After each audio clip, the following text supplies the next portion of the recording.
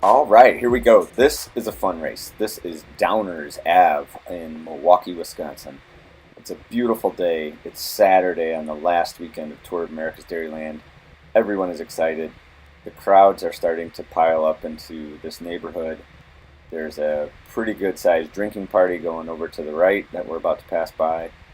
I was particularly pumped because my family was on board for this race, so that made me pretty excited to go by every lap and hear the kids yelling "Go Dad," which is what you're going to hear in a Masters field. Go Dad, go Dad, go Dad. But knowing that some of those Go Dads are for me was pretty awesome.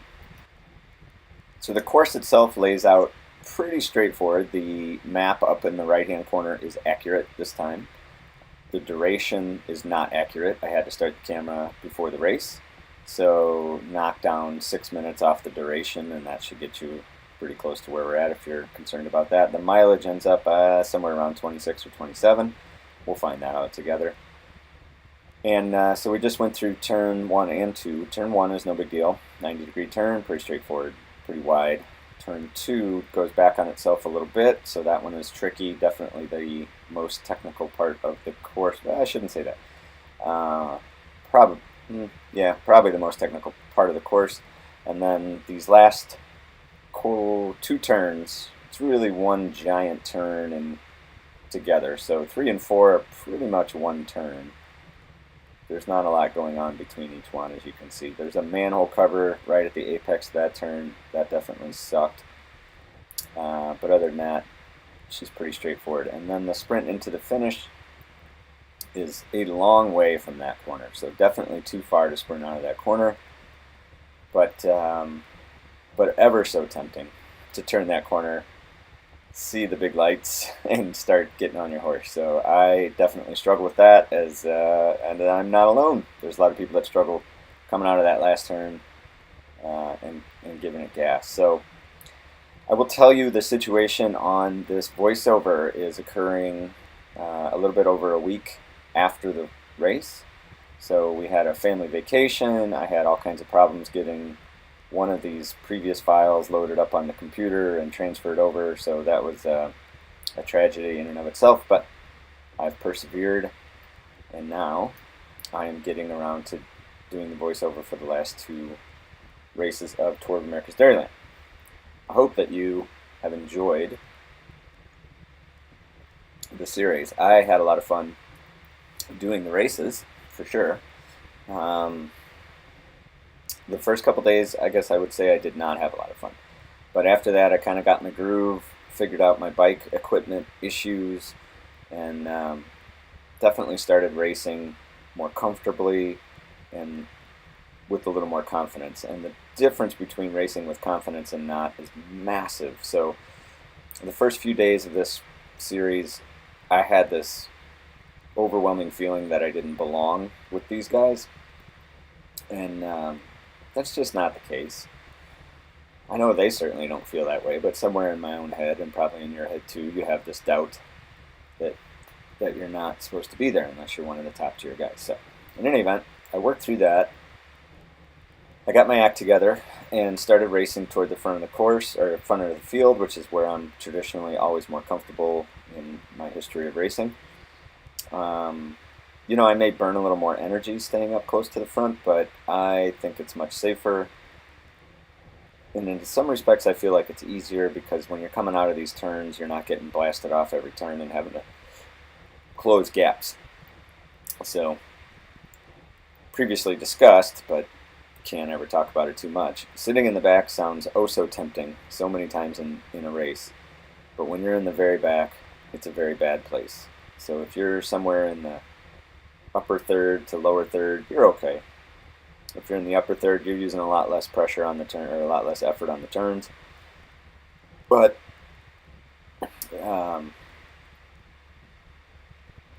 you're having to extend a little more effort on the straightaways, more or less. So you can carry more speed, but you're definitely going to catch a little bit more wind when you're closer to the front.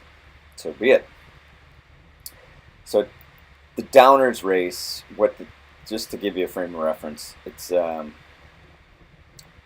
neat race. I did it a few years ago and got dropped, and that was a huge motivator for me to get my act together with racing. So I believe it was the year after that I got a coach and kind of got my head screwed on, as I just did not enjoy getting dropped.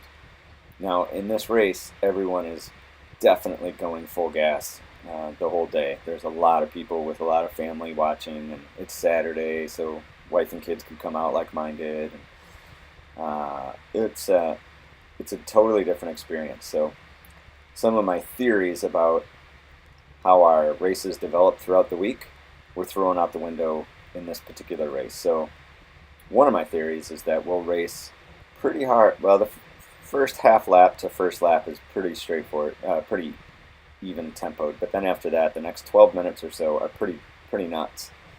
And then there's always a slowing up. Now that slowing up doesn't last terribly long, but it's enough to get your head about, take a look around, see how you're doing, get some breath, and recenter yourself for the next 20 minutes. And then about halfway through the race, there's been a break pretty much all week, and then after that, that's it for breaks. So when I say breaks, I mean sort of a unannounced truce, I suppose you could call it that. So this race did not have that. We featured racing pretty much straight, full gas, right from the jump. And it felt good. It was fun. I felt my legs felt great that day, and I felt like I wanted to really try to get a result. So I sort of shifted my expectations for a lot of these races later in the week to shooting instead of trying for any sort of win or anything kind of out of my scope of reality. My thoughts turned more to, can you get a top 5? Can you get a top 10? So I sort of raced with that mindset of not losing, so to speak, instead of racing to win, which is fine, and I'm comfortable with that decision.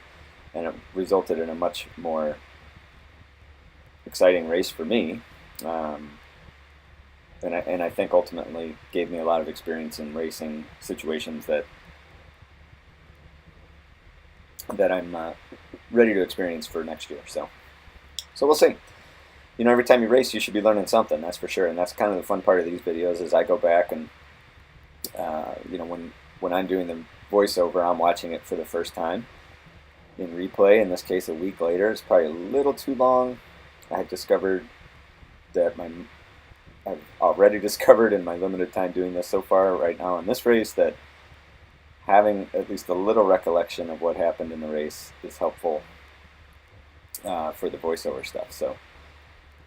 But that's okay. I think I can still learn something from these videos, even watching them a week later, trying to pick apart what happened a week later. But it's definitely been an interesting process putting these together, and I really hope to continue doing the Brian Davis Races channel. In order to do that, I really need some knowledge that someone in the world is watching. So if you can like the video, that just helps keep me motivated mentally to keep doing these things. Certainly a comment is awesome in whatever fashion you want. Maybe you want to add your own tip to a new racer, or shout out someone who's in the field here that anything along those lines. So that'd be great. Or if you have a question for me, or just about racing in general, maybe I don't have the answer, but I'll certainly endeavor to find you some experts that can provide an answer for you. So I know there is one crash coming up on this stretch toward this side of the road, and I narrowly avoided it, so I'll be curious to see when that takes place, and hopefully I can see it while I'm doing the voiceover, so I can replay it. So I think everybody was okay. I don't think anybody was hurt in this race, so I think everybody was able to get up from that crash and carry on, but I guess I'm not 100% sure. So be it. So my heart rate now, 155. That's pretty high for me, that's for sure. And so again, we're knocking 5 minutes off the duration. We're about 12 minutes into the race, and we're still going pretty bonkers. And it doesn't really seem to be showing up signs that it's going to quit. Now, I had a theory, I know, when I was racing this, that, man, has somebody been watching my videos? And they're figuring out that I'm seeing this pattern of a 10 to 12 minute break, a halftime break, and then that's it. So, if you were watching, my videos are irrelevant, but if you were noticing the same thing and you're a strong enough rider to put in an attack, then that might be an interesting time to do it, to save your bullets for that 12-minute mark when everyone's used to having this little lull for the week, and then putting in your scintillating attack at that time might be the right way to go. So there's my family off to the left.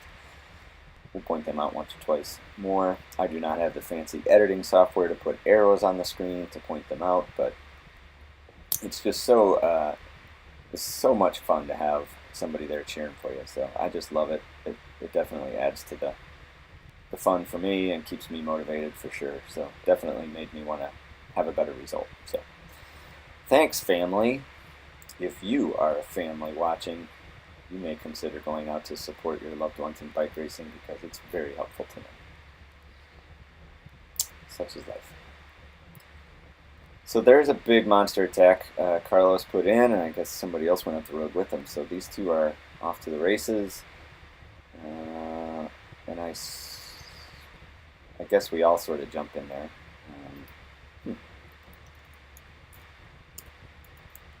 This is day 10, and I had to skip a day, a couple days for various reasons, so we'll go through that. But just to give you an idea, most of the people in this category, to be honest with you, were racing all week from what I could tell. I didn't see a whole lot of people that just jumped in for the Saturday race or anything along those lines, which is actually kind of neat. Usually in previous years I'd race the 3/4s, and we'd always get an interloper or 5 or 6 that were just joining us for that day. Well, they hadn't been there all week, and they were not tired like we were. So, all right. So we have Carlos back in our pocket, and let's see, another group trying off the front here too. So I know there's a few times I made a few motions in this race, so I'd be curious to see how that lays out, just like you may be curious. So we'll find that out together. Now this course is a little cracked up pavement-wise, so there's definitely a couple bumps in here that get your attention. So you definitely want to be grabbing those bars and making sure you have a good grip on things. And that's you kind of learn these bumps when you race these courses. And I'm not saying year to year, but you just learn these bumps lap after lap after lap, which really helps because you can start to identify what you need to avoid. And earlier in the week, there was one particular bump in one of those races that I just, for whatever reason, could not avoid. I hit it every single time. I don't remember that this time. Wow, that's a brutal attack over there to the right. I don't know who that was, but that was quite an acceleration. Pretty impressive. Dang. Now again, I'm pretty gassed to be at 156, putting out big watts. And this was the story. I know when I was thinking right now, this is the 12-minute thing is not happening. So I think everybody's geared up for the big Saturday, gorgeous day, the big beer party over to the right. There's a lot of people thinking, I don't know if I'm going to even bother racing tomorrow on Sunday, the last day. So, there's a lot of folks giving it their all at Downers. That's for sure. It's a neat part of town. I'm not overly familiar with Milwaukee, but it seems like a great neighborhood, a great area to live in, that's for sure. And some neat stores and restaurants.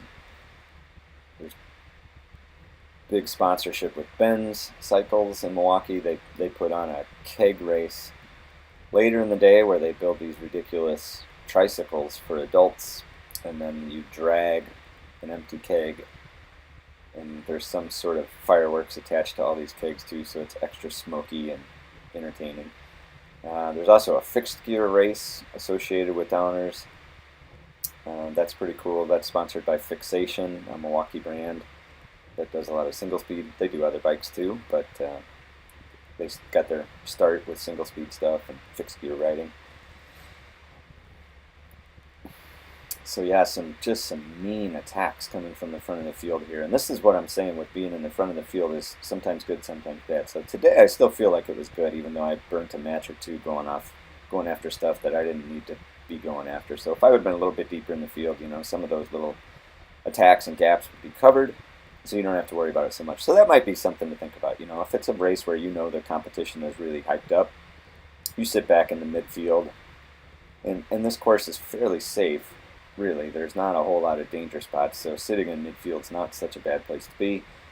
You let the guys in front burn off their show-off juice, and then you move up closer to the end, or you put in a real attack at the halfway point when everybody's looking for a little nap. So, I don't know, a lot of different ways to skin the cat, obviously, but most of it has to do with fitness and your level of confidence and fitness, but your level of confidence within your fitness. So if you do take an attack, can you really sit there and hold 350 watts, 300 watts, depending on your weight, or more, for 20 minutes?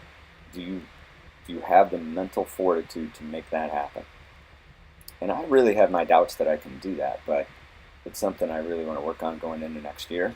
So I've been more of a sprinter, and I think that's the quickest way to move up in the world of old man racing, I guess, is to have some sprinter legs still. But you can get to a Cat 2 without a whole lot of effort. I shouldn't say that. I don't mean to downplay it. It's still hard. But at that point, then you really need the aerobic chops to be able to put in sustained, longer effort attacks. Boy, it seems like that wreck would be coming up here.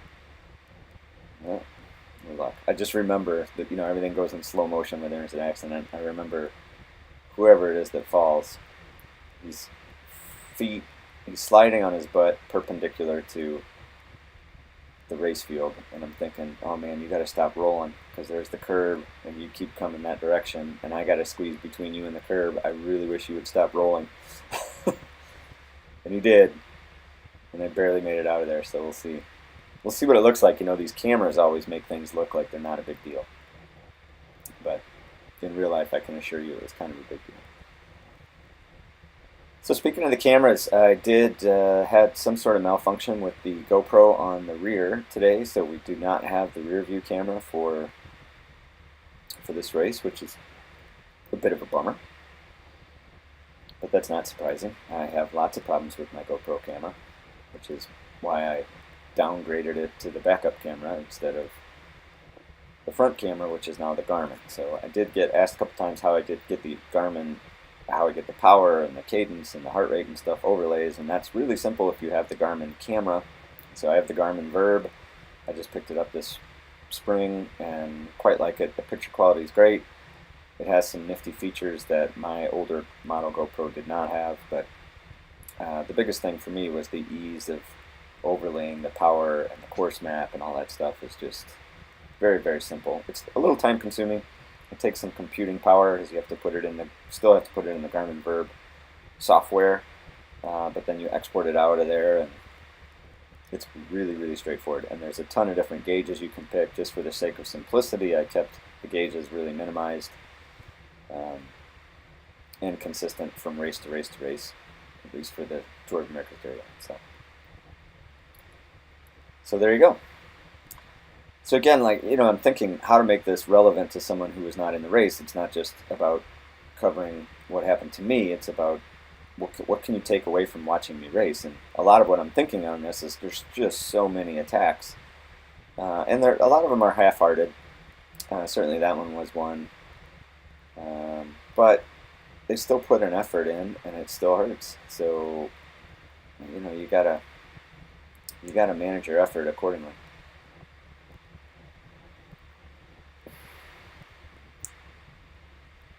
So to recap, we still have, there's really three major factions of team tactics in play here. There's the White brothers from the Avant, and I know they have one or two other riders with them as well. They're all black kit. You'll see them in a minute. There's the rider in front of me, which is from Intelligentsia, a powerhouse team that's there. And then there's I think it's Florida Velo, I'm not sure, but it's the black and yellow kit that you cannot see at the moment. But that's the other big team in this series. These big teams you'll see in the final race, I think they had a real failure of team tactics in the final race that cost the black and yellow team the overall win for sure. But yeah, that'll be interesting. You'll have to tune in and find that one. That would be Toad 11. I don't know what I'm going to call it yet, but that might be what you search for and find it, or just look under my channel and see if you can find it. So going into today, the points standing was kind of hard to decipher actually, because the way the series worked is they only scored your best 8 races, which I'm really happy about this year. It used to be the whole series overall, so there was so much luck involved with not crashing that it wasn't always clear that the most consistent rider was going to win. But it usually did happen that way, but it wasn't always so clear, because one crash or one bad race or a flat tire or a spectator crash like I had a couple years ago could wipe you out through no fault of your own, and then you lose your shot at the overall. So stuff like that is just sad and painful. So they changed the series to be the best of 8, and I really, really like that format.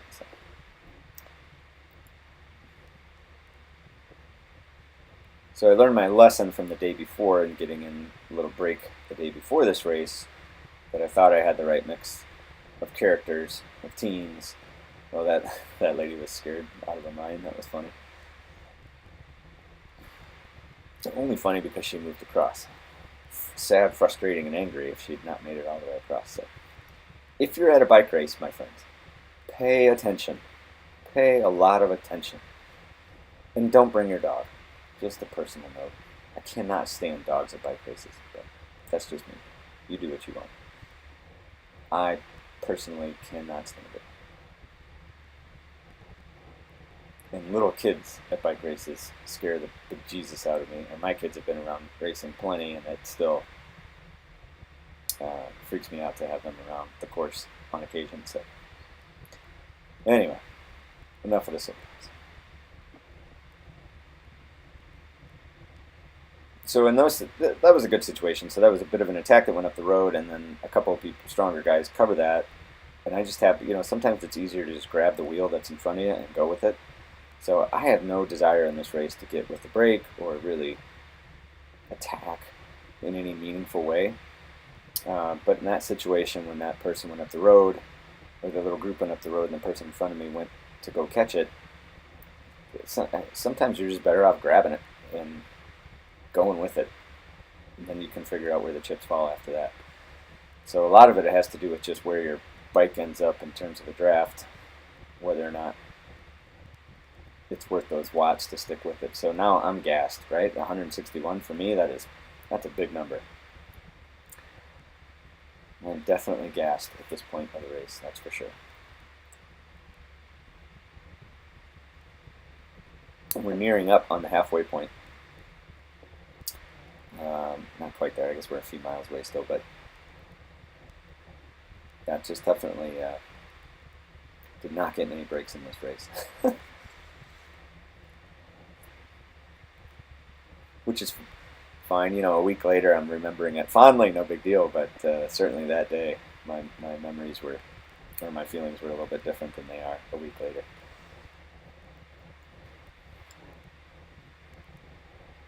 So speaking of that, just talk about recovery from a series like this.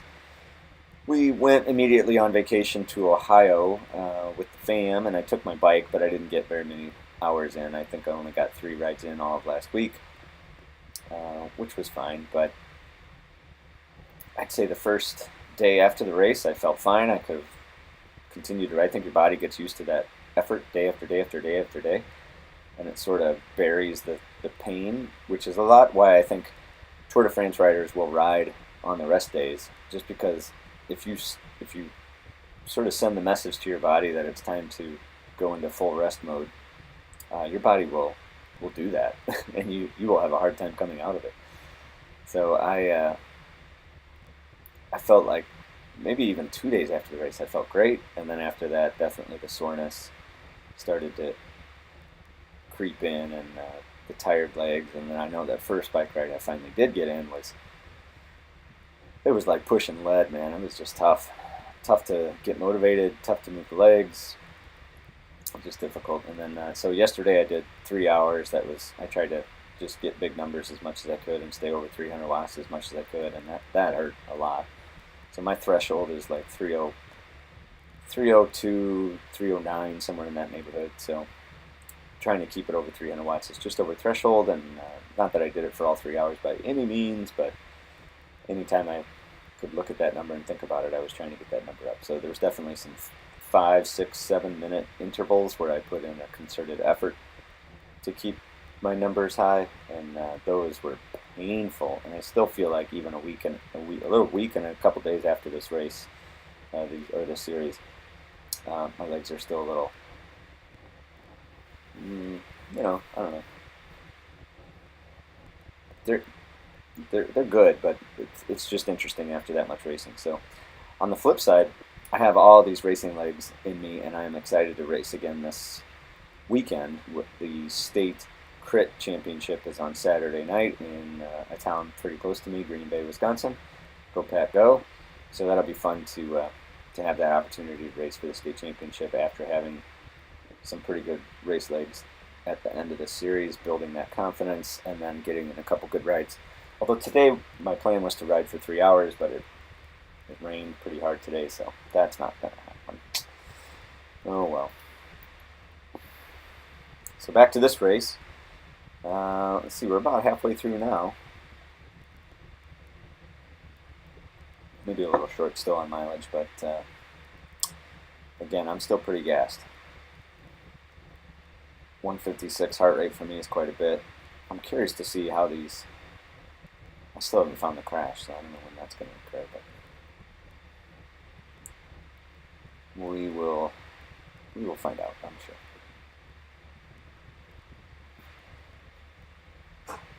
We got pretty strung out on this backside, so there's just the slightest incline for most of this stretch. It's not much to talk about, and it does dip down here at the end.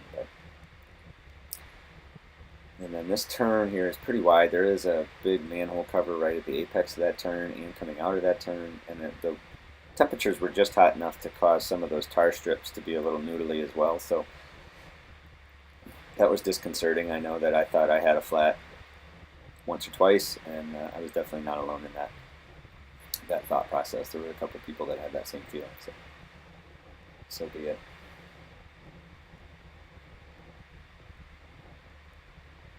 So series leader there off to the right. Now I believe with the scoring system, the best of 8, he's fairly tied up with Emil, who races on the black and yellow squad, and I don't see any of the black and yellow riders up here at the front of the race, which is fine.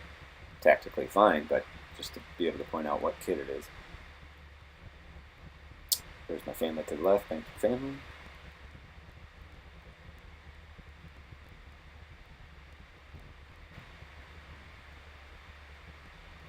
Yeah.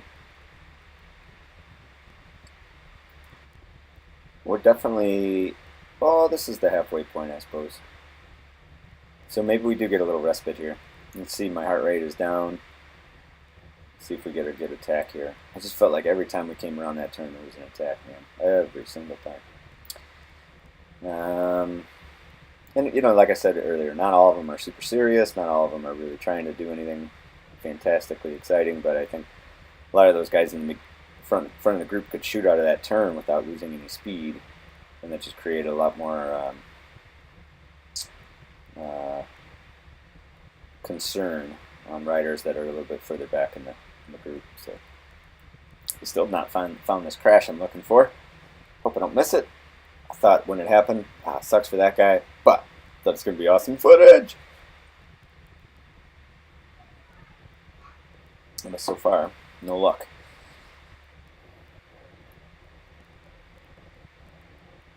Oh well, we'll see. So back through turn 3 and 4 there, and heading into the start-finish line here. So.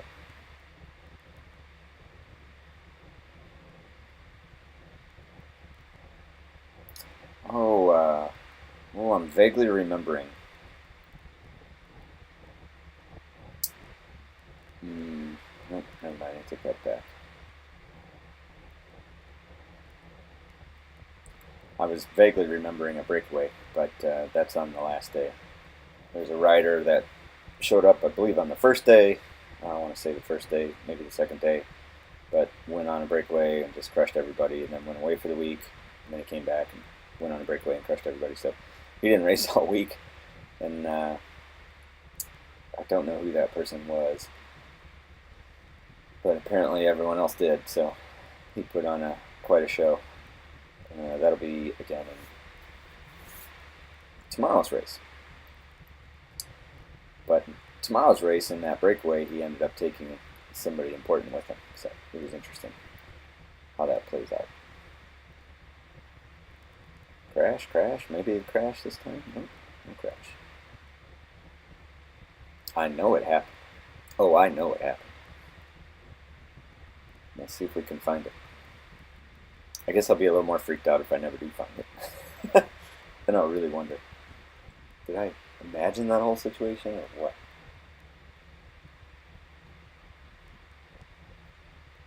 So if you've been watching all week, you'll know that this race I'm definitely staying closer to the front.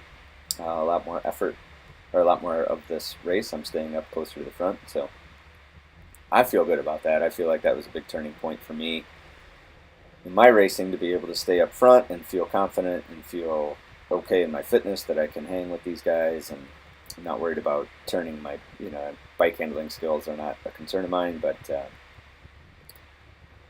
yeah, it just builds a lot of confidence to race toward the front, I think. At least where I'm at in my particular situation, I feel better racing up front because it makes me feel like I belong there, and then I think I end up having a better opportunity for a decent finish when that happens. So.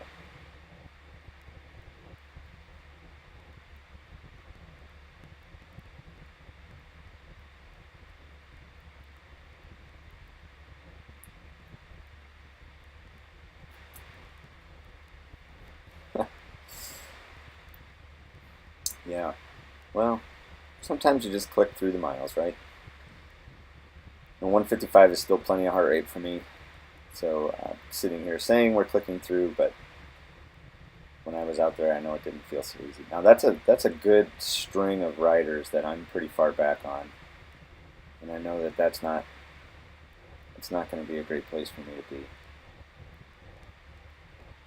So you get lulled in this false sense of competition, I guess, where you think you're doing okay, but you really look back on things and you're 20, 30 riders deep, and that's just not a place to be contending for a finish. So I did watch the pro race later, or on Sunday. This is the Saturday race. I did stick around for the pro race on the Sunday, and just the style of racing in the pro race is very similar to what you just saw there, where it's just strung out the whole time. There's no regrouping like you just saw here in that turn, where there's 5, 6 riders deep in the turn. There's a bunch of us here. You could easily move to the front if you wanted to at this stage, but in that pro race, that just doesn't happen. And I'm sure the pro race at Downers, this Saturday night race for pro race, would have been absolutely insane. So one of the things they do at this race is they put what they call the Supreme together, so that part of their beer concessions and t-shirt sales that are happening on this block over to your right that you can't see, but it's behind this row of buildings. There's a kind of a street party going on with beer and brats and all kinds of fun stuff.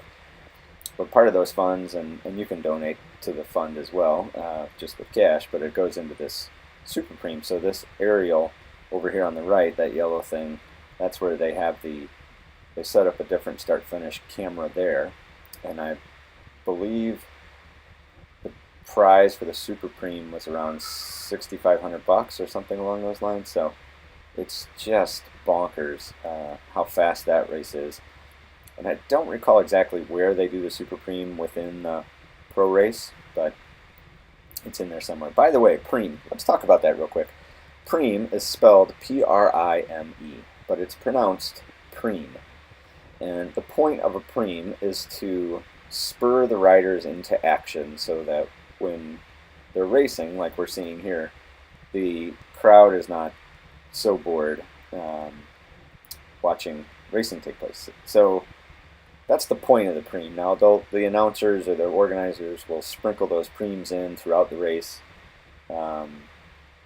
for various reasons. They'll give away prizes or cash or any number of different things.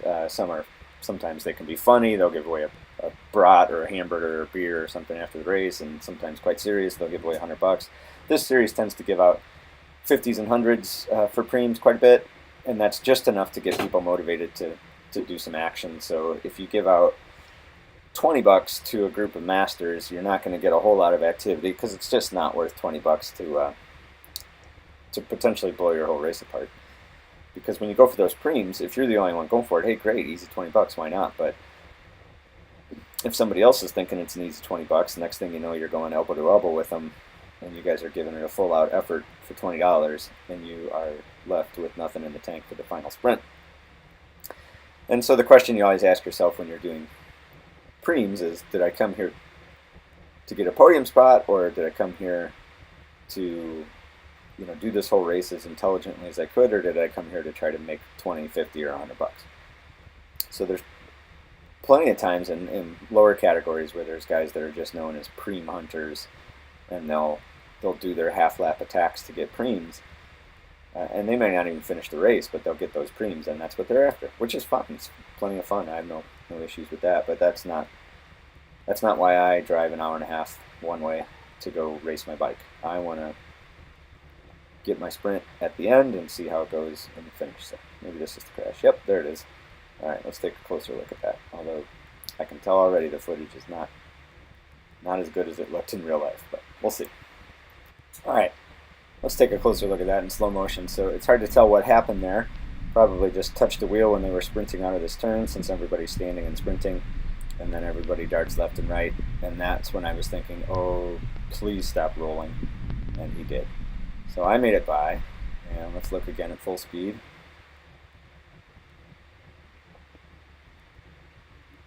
You can see the bars wiggle like that. You see the camera just shakes like crazy. That's not the mount. That's just me death gripping the bar and having a moment there. So it starts to just shake wildly because I'm gripping the bar so hard, not sure what to do. I'm braking. I don't know. It's just a lot going on in a split second, and it slows down. The interesting part, like in my brain, it slows down to the pretty much the speed that you were seeing in the slow-mo clip. So it's just fascinating how that works, like, I don't know. That's the part about bike racing, I guess.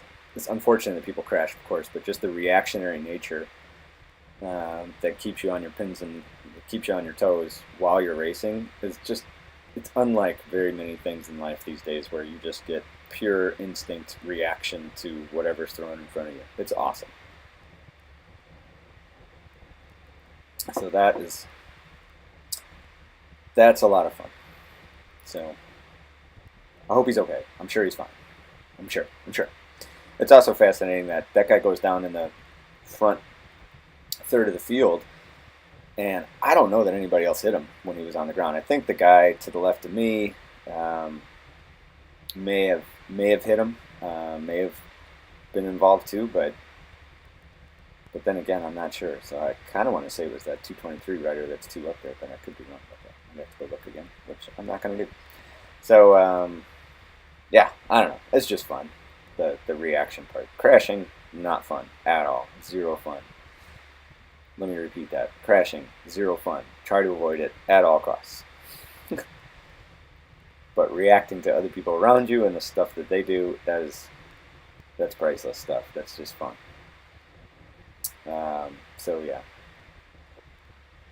we're definitely past halfway, and again, you're still watching these sprints coming out of these turns. It's just boom, boom, boom, boom, boom, and there's lulls. Like right now, there's definitely, that's a huge lull that we're running into at the moment.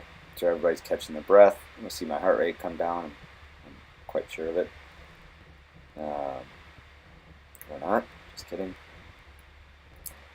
Pretty sure they'll come down. There's just that lag from the heart rate stuff. That could have been that gentleman over there. He might have been the one that got caught up in that wreck, but he's able to just take a lap and catch back in. So that's not necessarily a bad way to do things either. So that's an interesting question. I wonder how that works. Maybe my friend Alan, who is an officiate, shed some light on this. I'm sure there's the legal answer and the other answer, but I'm curious. In that situation, that rider that we passed a minute ago in black and yellow, that looked just on this lap, not the crash lap, but was looking around like he was trying to join the group. Now, in that situation, if he had got held up by the crash, even relatively minorly,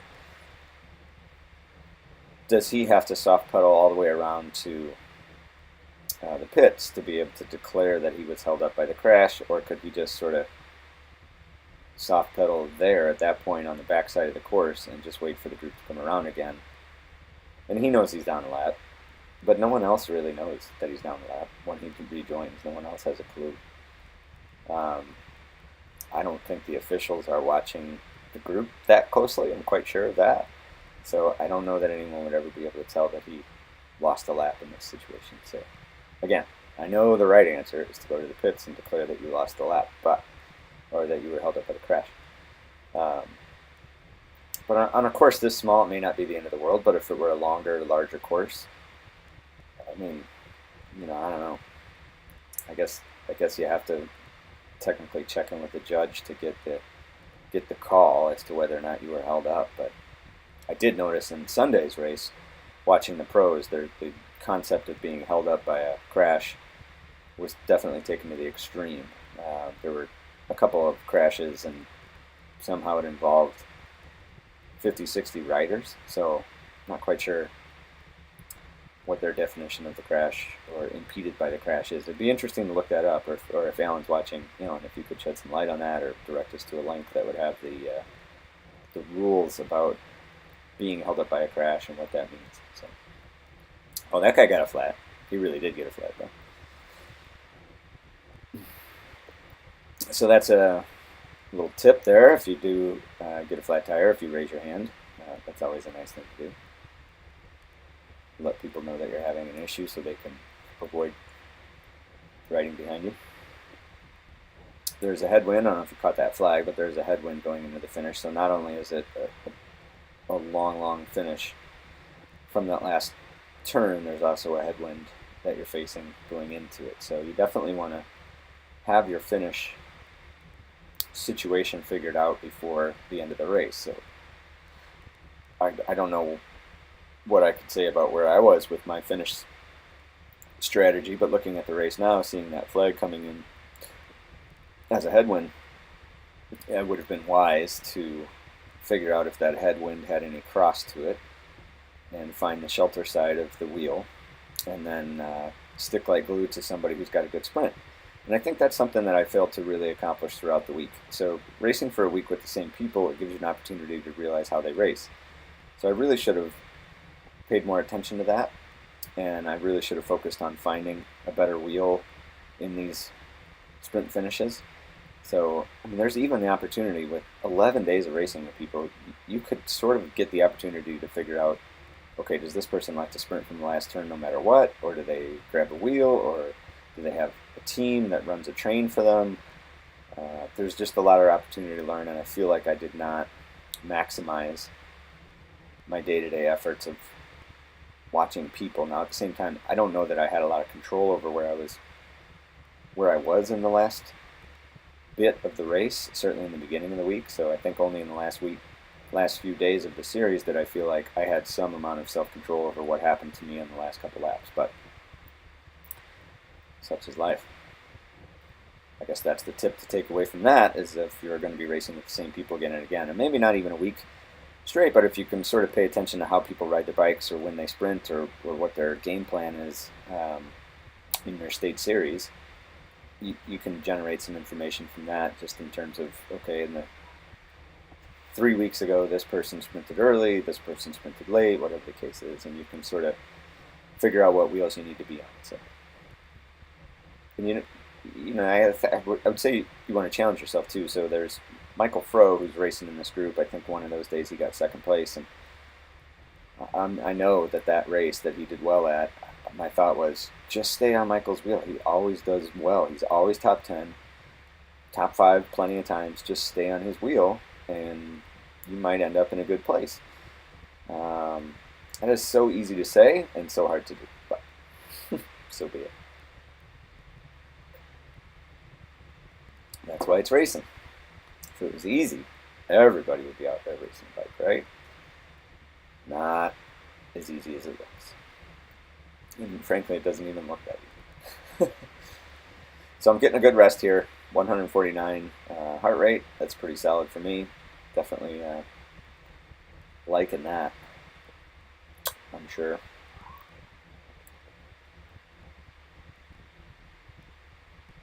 I imagine we'll get some attacks here toward the end of the race. This is interesting. I don't honestly remember this little rest. I'm fascinated by this because I just remember this race as being just all out right from the gun, but there's definitely plenty of rest here that I did not recollect. I don't know how well I took advantage of that rest, or whatever rest there was. 147 in heart rate, that is a solid rest. That's awesome. It makes me look at this and I'm wondering, okay, 147, why are you resting so much that you're letting yourself slip so far back in the group here? I could have moved up 10 spots in that before the barriers there, but apparently I chose not to. So trying to take those corners curb to curb so I can carry a little more speed, make life a little easier coming out.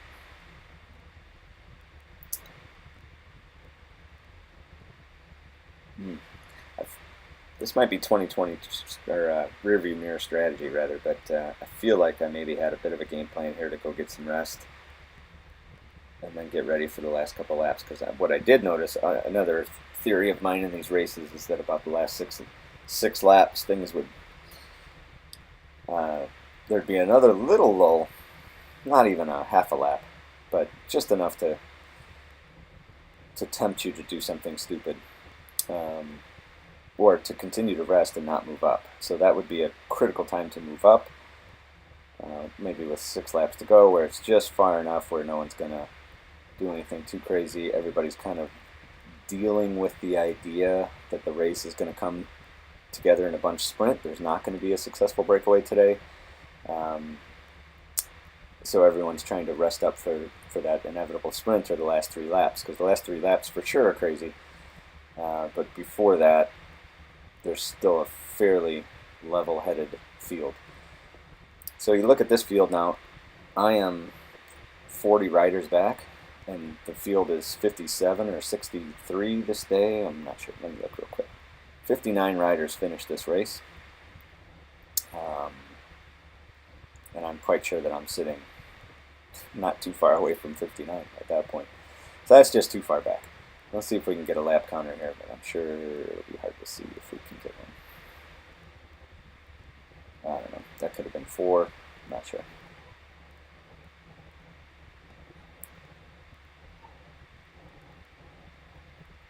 This is a good rest.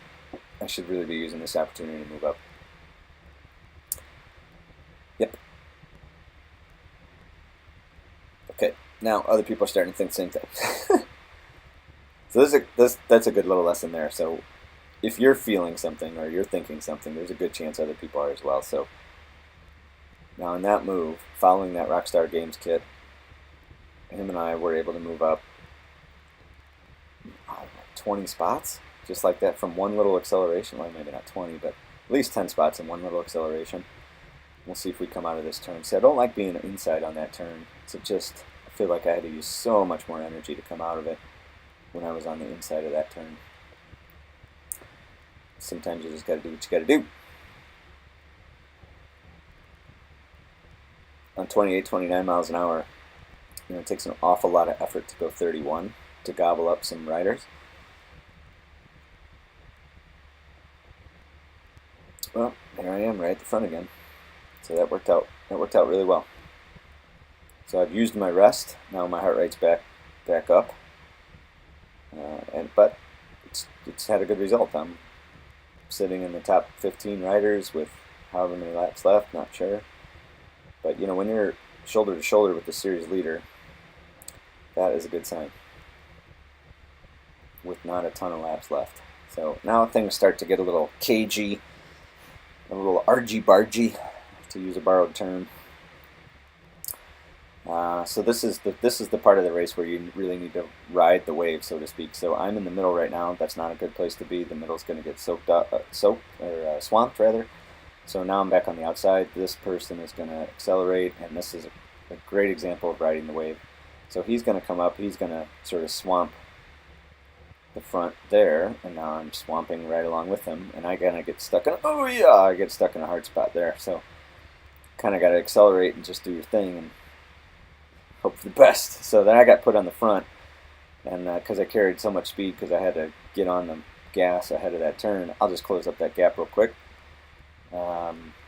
Serves me no strategic purpose. It was just the easiest way to get a wheel again, rather than letting that gap open. Although that could have been an interesting call to not close that, have this little move of, let's see, 6 riders go up the road, and that's a strong group, right? So I think Andrew ahead of me is got a lot of power.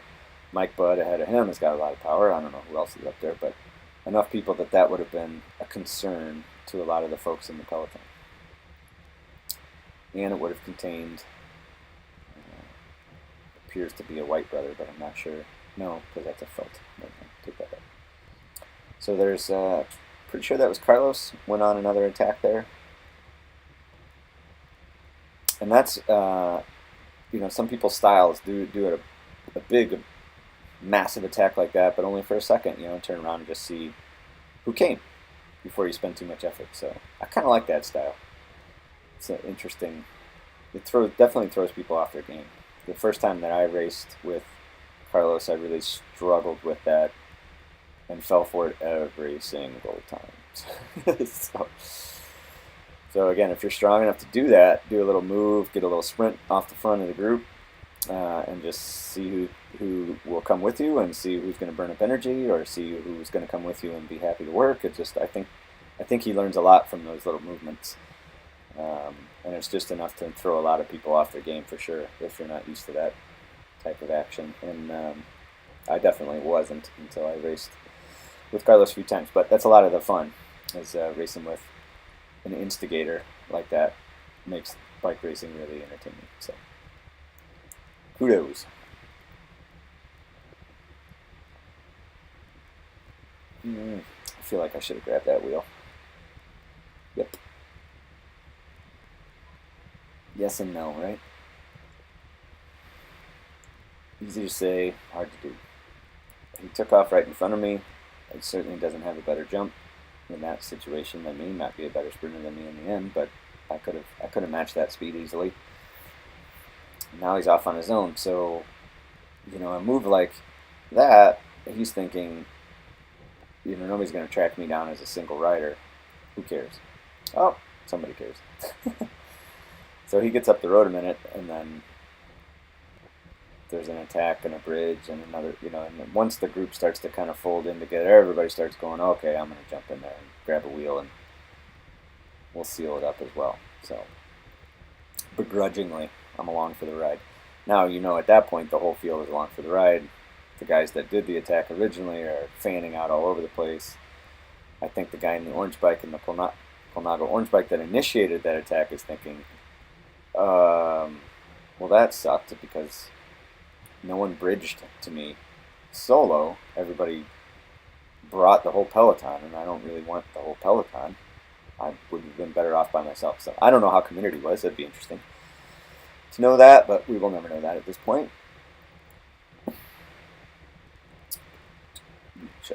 All right, not many laps left. Definitely getting some showmanship here in the last lap or two, in a couple laps. Yeah, can't make out that lap card. Wish those were bigger.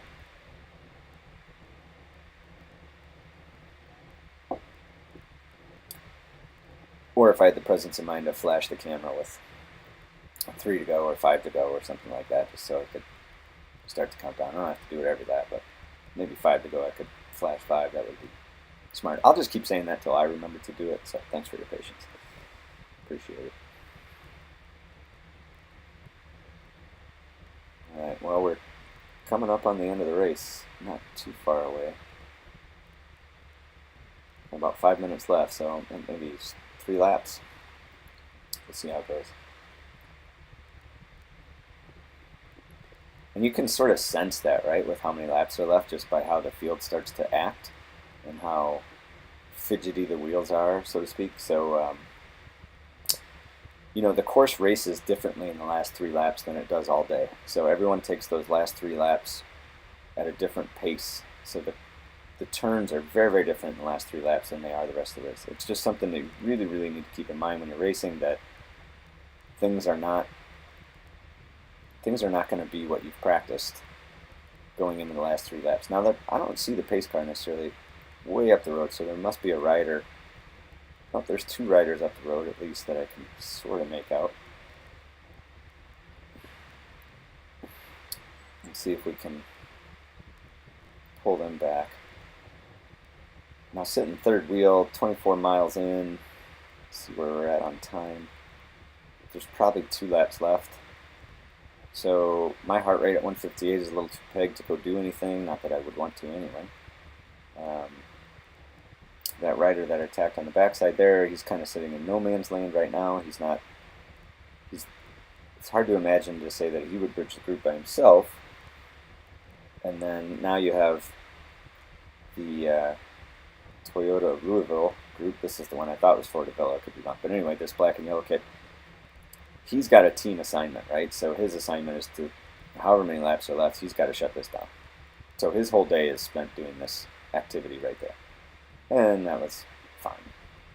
So he shortened up that gap just enough, yeah, to send, I don't know who that is from Intelligentsia, but see, I'm catching a lot of wind at this point of the race. This is not good racing for somebody trying to get top 5 or top 10, right? Not good racing. I should let somebody else be closing this gap. I should not be up here doing this work. Because it's just not my strategy. I'm not trying to win this race. I'm not trying to go on a breakaway. It's easy to lose your discipline. I should have filtered back 1 or 2 riders, let somebody else get anxious and come close that gap. In a field of 59 people, you have to think a couple of those guys are going to be anxious to close these gaps. All right, now we're going to bring that group back, which is great, but it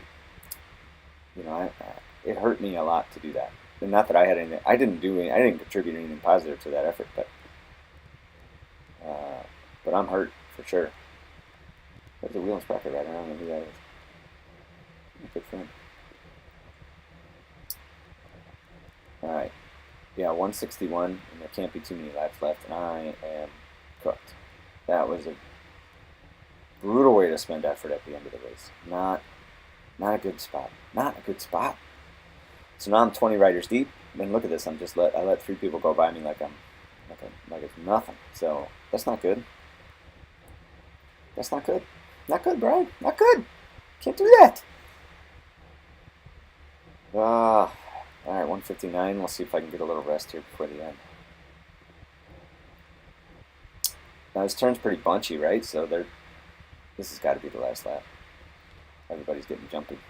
Yep. So that person went. I'm not sure what their strategy is for going that hard. So what I find interesting is there's not like a team lead-out train from some of these larger teams to deliver a sprinter to the end, and that I cannot quite figure out. I don't understand the lack of the lead-out training when there's that many talented riders.